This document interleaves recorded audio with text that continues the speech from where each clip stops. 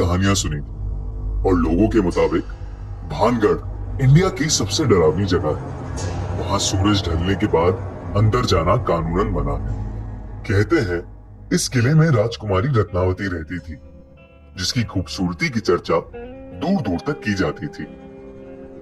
किले के पास एक सिन्हई नाम का तांत्रिक रहता था, जो राजकुमारी की सुंदरता से मंत्रमुग्ध हो गया था और किसी भी कीमत पर राजकुमारी को हासिल करना चाहता था। एक बार राजकुमारी अपने दोस्तों के साथ बाजार में इत्र खरीदने के लिए निकली। उस तांत्रिक ने ये देखा और इत्र में काले जादू की मदद से ऐसा कुछ मिलाया जिसे लगा कि राजकुमारी उसके वश में हो जाती। किसी नगरवासी को इसकी भनक लग गई और उसने राजकुमारी को जाके ये सब बता दिया। ये सुन के राजकुमारी ने वो इत्र की बोतल महल के बाहर फेंक दी और वो चट्टान पर जाती। काले जादू के कारण वो चट्टान उस तांत्रिक की तरफ आकर्षित हुई और उसे कुचल डाला। अपनी आखिरी सांसें लेते हुए उसने पूरे भानगढ़ को एक श्राप दिया। भानगढ़ अब कभी सुखी नहीं रह पाएगा और यहाँ जो कोई भी निवास करेगा सब मारे जाएंगे। उसके कुछ ही दिनों बाद मुगल योद्धाओं ने भानगढ़ में घुस के उस पर कब्जा कर लिया। इस लड़ाई में 10,000 लोग मारे गए, जिसमें कई औरतें और छोटे बच्चे भी थे। राजकुमारी रत्नावती को उन्हीं के कमरे में घुस के मार दिया गया था।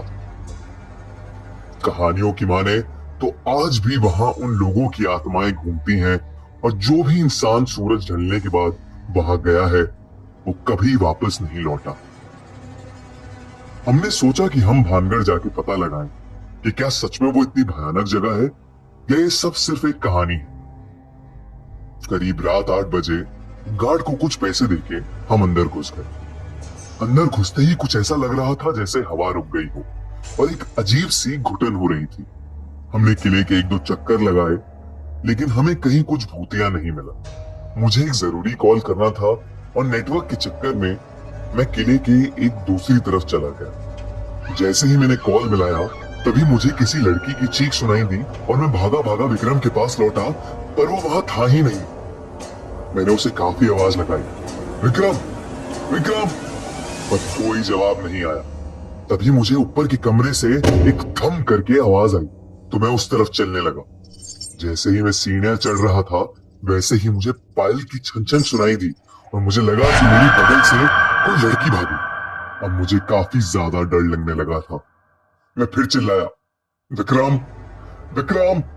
मैं महल का हर एक कमरा देख रहा था।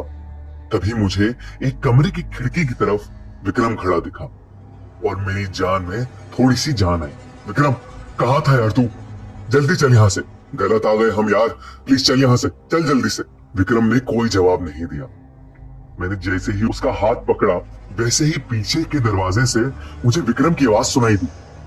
जब मैंने देखा कि विक्रम तो अभी दरवाजे से आया है और मैंने जिसका हाथ पकड़ा है वो कोई और है, तो मेरी बुरी तरह हालत खराब हो गई।